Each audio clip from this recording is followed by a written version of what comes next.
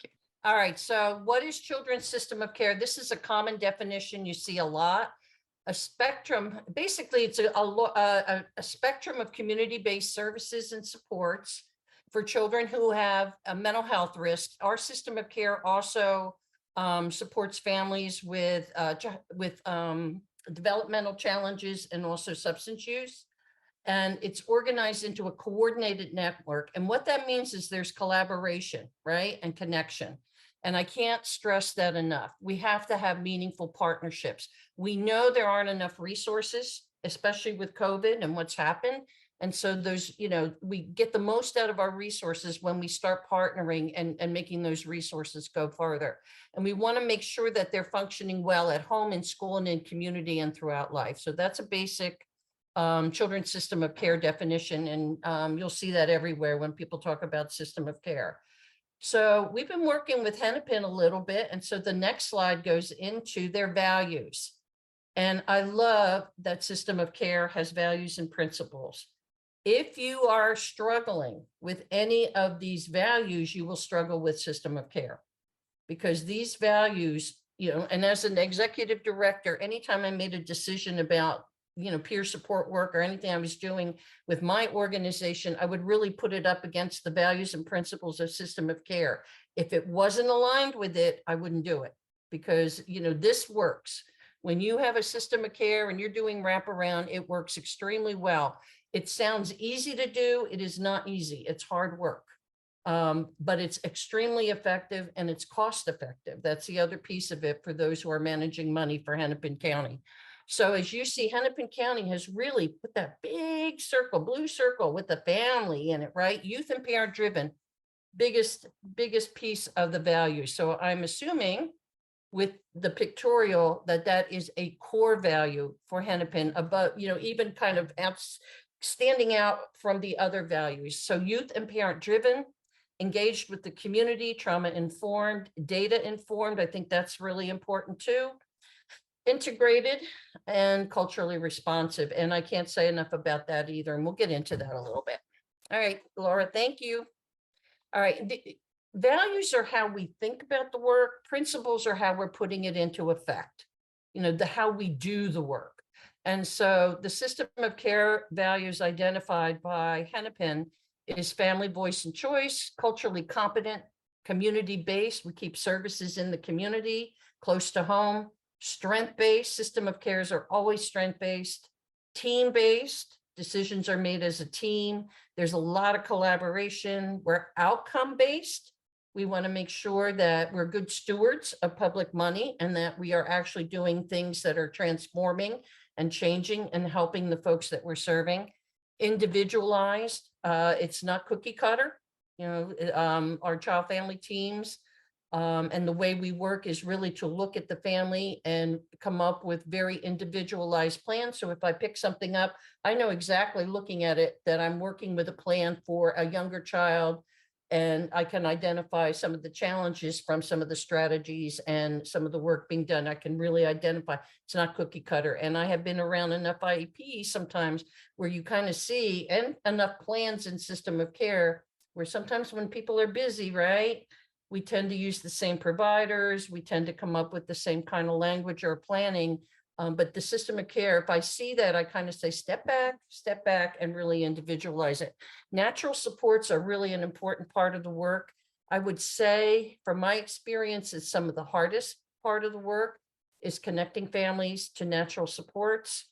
And then unconditional care, we don't give up. We don't give up on families. And I could tell you as a parent, I had a very challenging child, and I remember one provider giving me some very dismal news about prognosis. And then I thought, well, if there's no possibility for any change or hope, what am I supposed to do with that?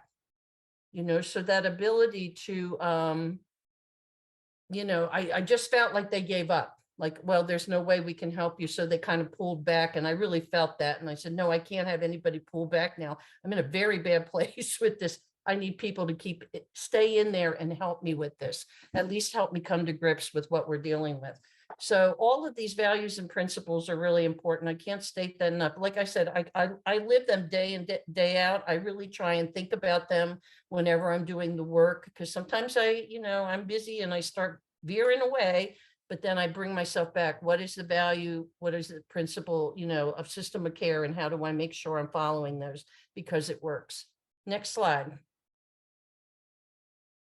So this is a huge paradigm shift. Okay. I was a nurse. I'm going to tell you how old I am, but I was a nurse wearing the full uniform and the whole shebang in psychiatric care during the medical model days. And, I can remember sitting around a table that was for the psychiatrist, and everybody else was around the room. We were not able to participate in the conversation, and we were not even allowed to look at the charts. Can you imagine that? And we were told what the psychiatrist wanted to have done, and we were the ones that were providing, putting that into effect. So medical model is really about, there are experts, and the experts give you their opinion, and that opinion is what happens. They decide what the need is, they diagnose. The emphasis is on fixing deficits or problems, right? We're going to problem solve what's going on, and it's all about professional services. The system of care model is a real shift from that, because it's really families and youth who decide what their needs are. And the system is really based on strengths. In fact, when we're doing the treatment components, we start off with strengths always. And even when I run any meeting, like I coach some peer supports in other states, I make sure we start off with the strengths and the successes that have gone on. It's really a focus about, what is right and what can we use that's right to help strengthen families rather than see them as a problem or something that needs to be fixed. And then we are individualized to the family. I will tell you an example that really hit me, why system of care is so different. We do child family teams, and we use families for, and I teach that, I train with another partner. And I was one of the families one day because I had to fill in because a family member had to cancel. So I told my story. And my story can sound really dramatic. Okay. It's unusual and it's dramatic. And, I thought, oh boy, they're going to have a field day with this. And when this was a young group of care managers and family support people and mobile people coming in. And what they decided I need was respite. And they were exactly right, because during that time when I got respite, everything else I could manage. And I said, it didn't need a professional service. I needed a break. Okay. And I had the rest of it. I managed the rest of it. I'm a psychiatric nurse, I have a lot of experience. My husband was a family medicine physician, and we could manage all of that. It's just that we were bone tired. And once I got respite and we were able to have some time together and we were able to manage, I said, they got it. They got it. And I said, that's the difference with system of care. We had all the other stuff in place. We had a psychiatrist to make sure, we were staying on track. We had, other things going to support the family, but the respite was the one thing that was provided. I had a teenage girl that came in, she did really well with the kids. Once I had that in place, everything else was manageable. And so sometimes I think it really hit me. Sometimes we think we see a family and we see a whole lot going on and we think, oh my gosh, this is overwhelming, what we're going to do. And sometimes if it just gets changed enough, a little bit, right, we can manage. And we can manage better when we have those supports. And that's why the supports are so important, because I really had all my professionals in place, and really I only had the psychiatrist, who was wonderful. But then it was that respite. So it's really about being individualized. Next slide.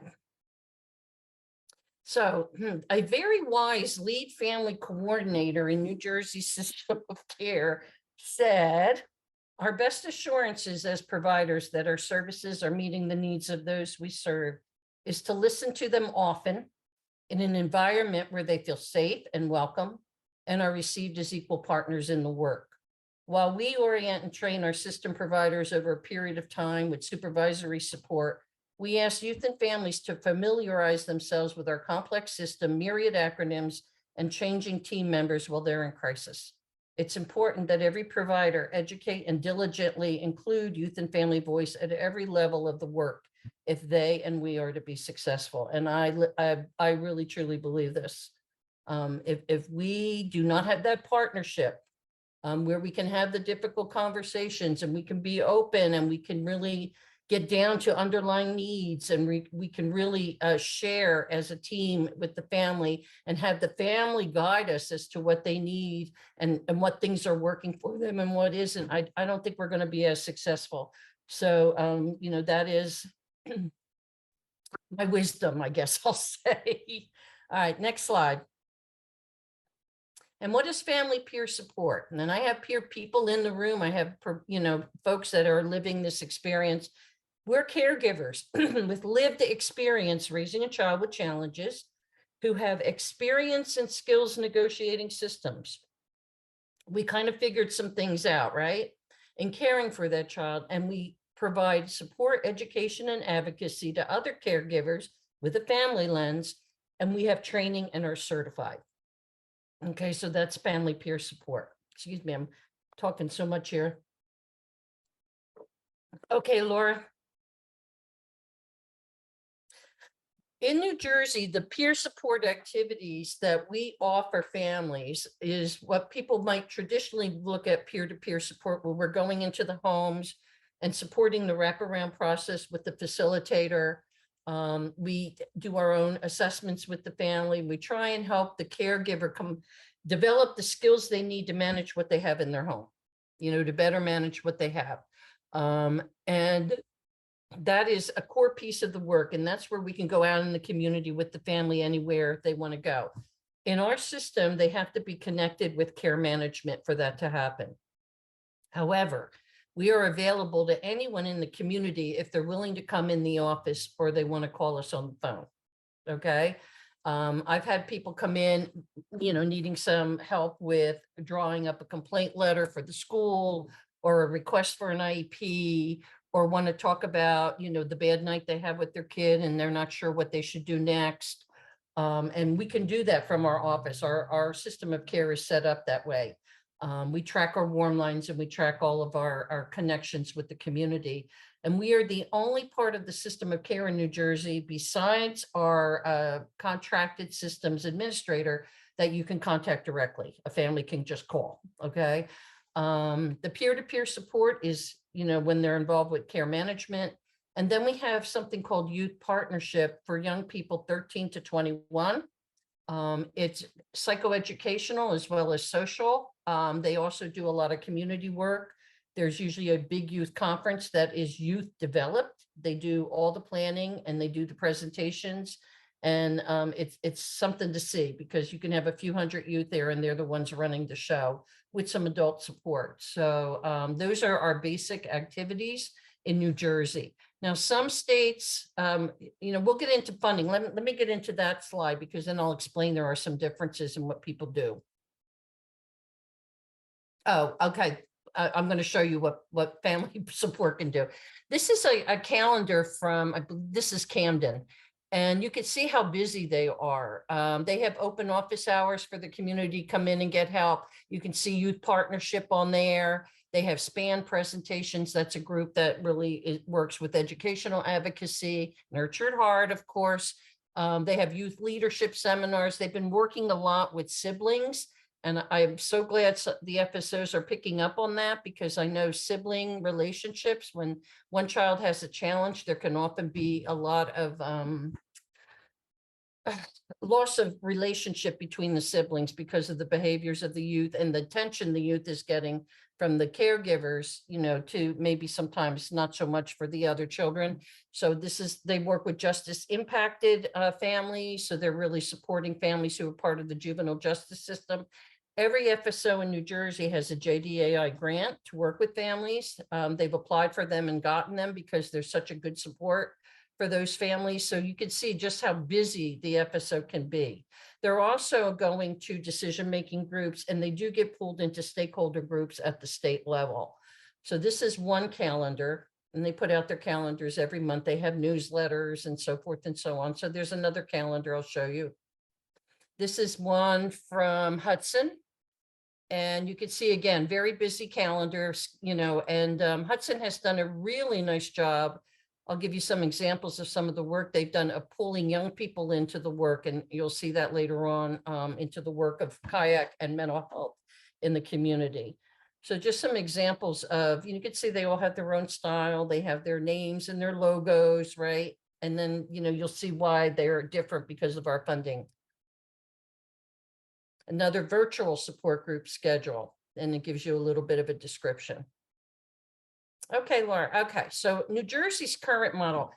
New Jersey, the state has a budget for FSO, for family support. They have a budget line item for us. We all get a pot of money. We have a contract we sign.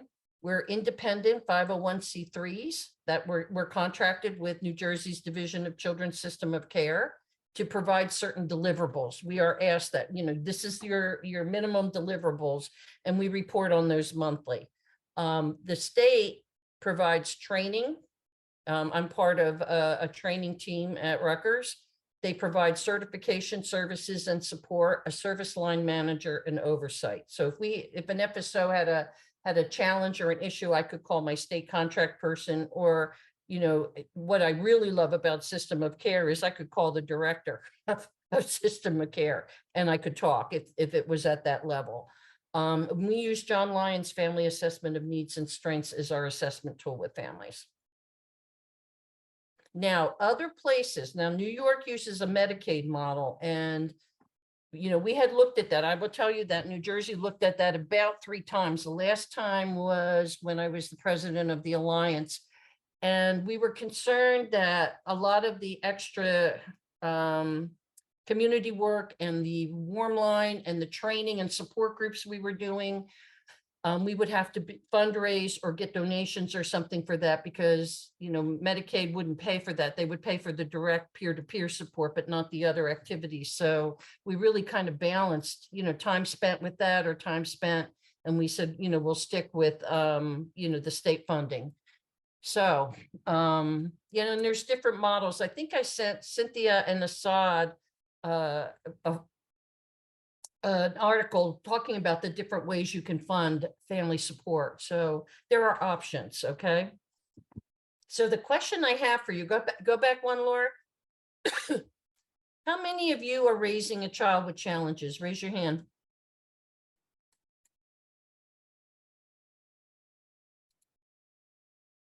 Now, those are my peer support people, right? That raise their hands, right? Yes. All right. If you're a family member with lived experience and you didn't raise your hand, I understand. Okay. What I asked you to do was very difficult for many reasons. Family support peers, just by working in their position, advertise that they have lived experience with a child with challenges. And so when I started my work as a lead family coordinator, what I did is I said, I know there's family in the room because I know how many children have challenges. So what I did in my survey, we talked a lot about, how family friendly was the kayaks in terms of setting the table for family. But one of the questions I asked was, how many of you providers have lived experience raising a child with challenges? And depending on the county, it ranged from 25% to 65%. And I said, families in the room. I know families in the room. And I know as a provider, I felt a lot of shame that my child had challenges, and we were, and his challenges were quite visible. When I was working with at-risk kids myself and seen as the expert in my school with at-risk kids. And here I was, and so, it's humbling. It is humbling. And the parents can tell you it's humbling. But for a lot of reasons, we don't share that we are in that position. And, one of the nice things about peer support is the caregivers that are working with peer support know that that's the case. And there's a lot of shared experience and connection that happens really right away. And I could tell you, I've been in grocery stores watching parents struggle with a kid. And when I offer help, they end up telling you their story because they need to tell someone what they're going through and, trying to get some help. So I just want you to keep that in mind. I know families in the room. And it was just recently, not that I'm saying that this is something people should do, but I've had a couple times now where providers have mentioned, I know my kid struggles with that, his developmental challenges. And so I found this resource that's really good, and I would like them to come into kayak and talk about it. All right, next slide. So Judgment Day, right? We go to the provider and then, we worry about judgment. And I always say to everyone working with families, how would you like to be judged as a parent, caregiver on your worst day? And I could tell you, when sometimes you go in and you're in some state of grief, and I could tell you I was a ranting, raving mother sometimes when I felt my child wasn't getting what they needed, or it was just a bad day and I hadn't slept. Ooh, all right, Jennifer, congratulations. It's a real worry, and you can feel it when somebody's judging you. You can feel it. And I remember when we went to our first intake with our son, and we started getting into what we were seeing at home, the look on the provider's face was like, oh my, and then it was sort of like, well, have you tried setting limits? And I was like, you're kidding, right? And when we came out of there, my husband said to me, our son is adopted. Do you think they give us only half blame because he's adopted? Because it was so palpable that, it was sort of like, well, you can't manage this. And I'm thinking, oh, come and stay at my house and I'll let you, stay for a while, and you can see how this is day in, day out. But the judgment piece, you lose that connection with families when you start with the judgment. And I'm going to congratulate you more, but I want to get through my presentation before we have parents sharing good news, right? But that judgment piece, and we would say in our FSO, it's a no judgment zone. We have to have a no judgment zone. We don't know everybody's story. We don't know what's happened to them. And sometimes we have a lot of sympathy for trauma in a child, but we forget that that parent also may have had trauma. And somehow we are less forgiving with that, and we can work with that attachment dance that goes on with children that have trauma.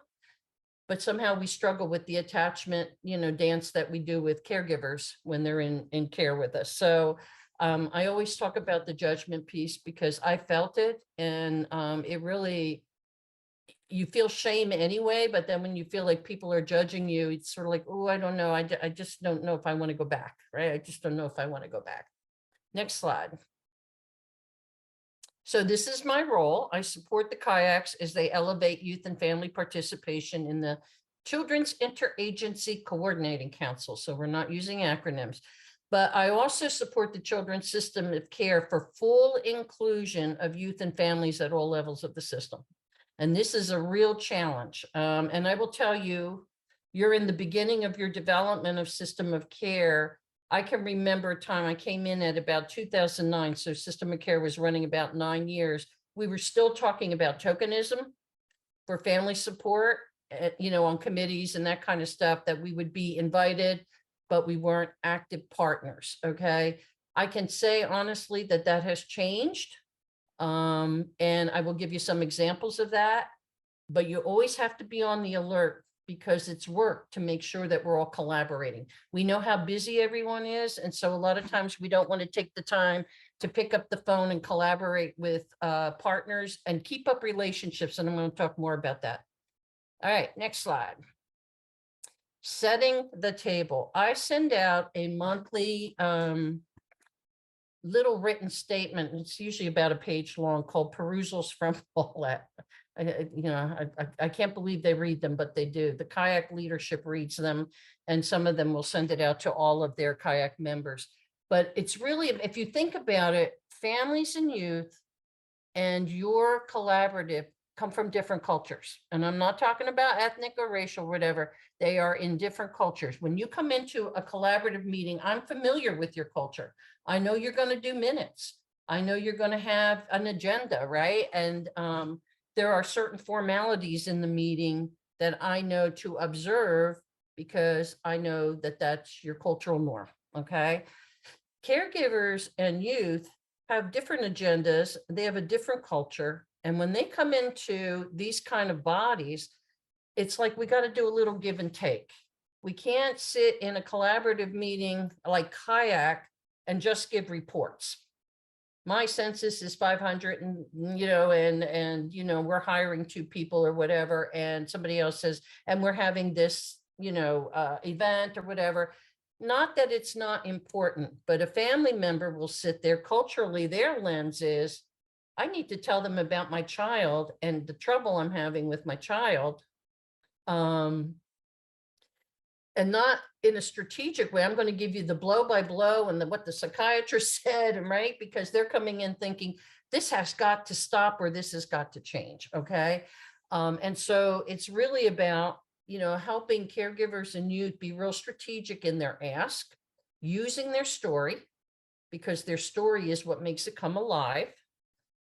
Because I can say to you, and some of you may be experiencing it already, we had 12 kids in the ER that ended up staying in screening for 7 days, 7 to 14 days while we waited for a hospital bed for them. Okay. Not unusual in this day and age. All right. There are some places where they have 25 kids in the ER waiting for placements in treatment facilities. But if I tell you as a parent that I didn't have money for food, that I forgot my charger, that my boss was calling me every 3 hours asking what my plan was, when was I going to come back to work? I have kids at home. I have to get a right? So, it starts seeing like, oh, this is really, a problem. This is a problem.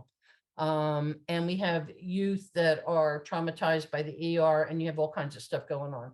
So the setting the table piece is, how do we make it welcome for youth and families to come? How do we let them know what the expectations are?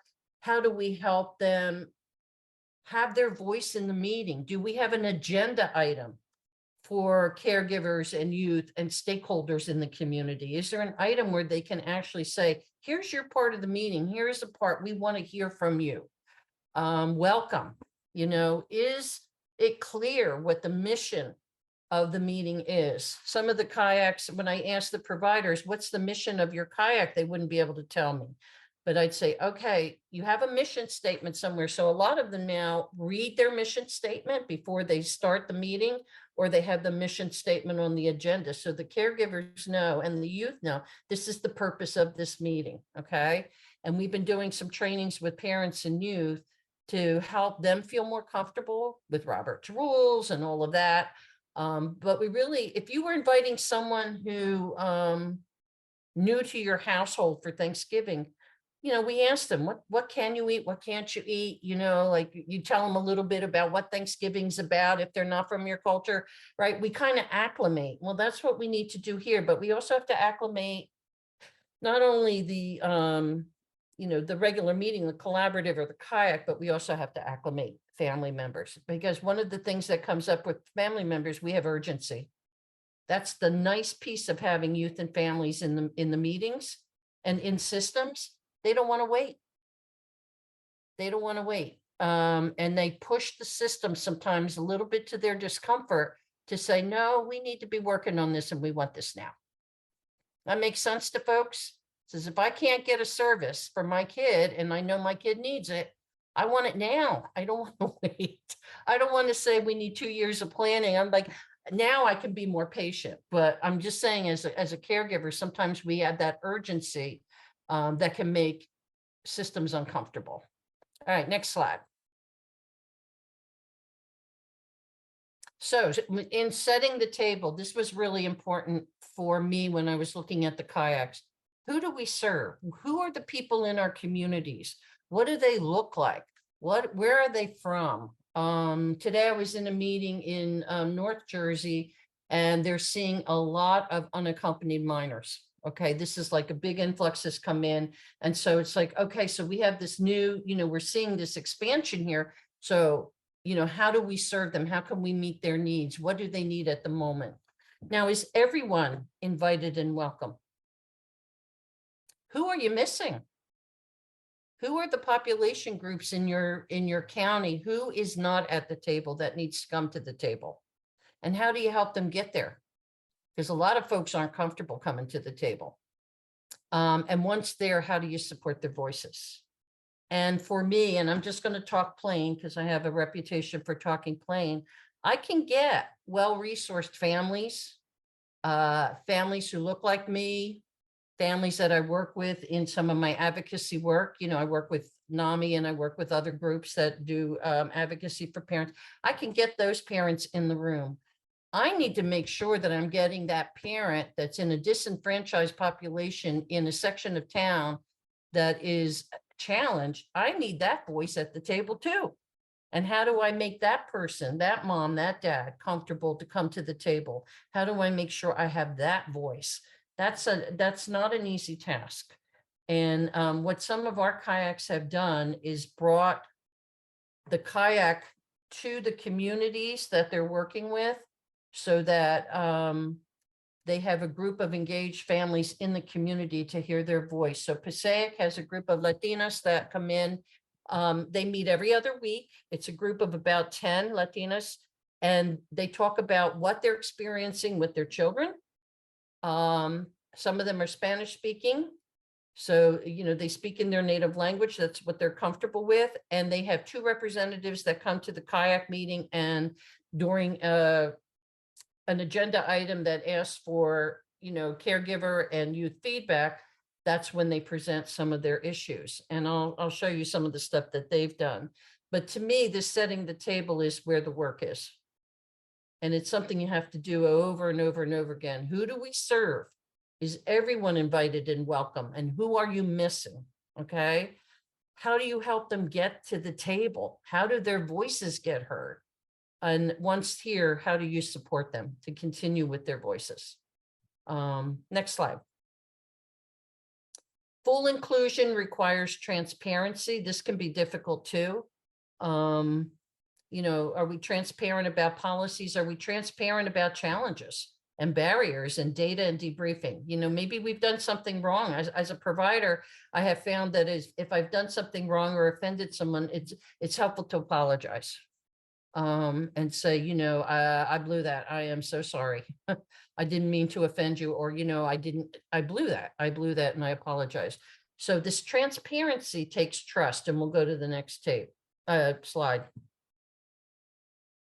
It requires relationships, and you have to have trust between people. And the only way that happens is through contact and familiarity. If I see somebody once a year, I'm not going to have the same relationship if I see them and talk to them on a regular basis, right?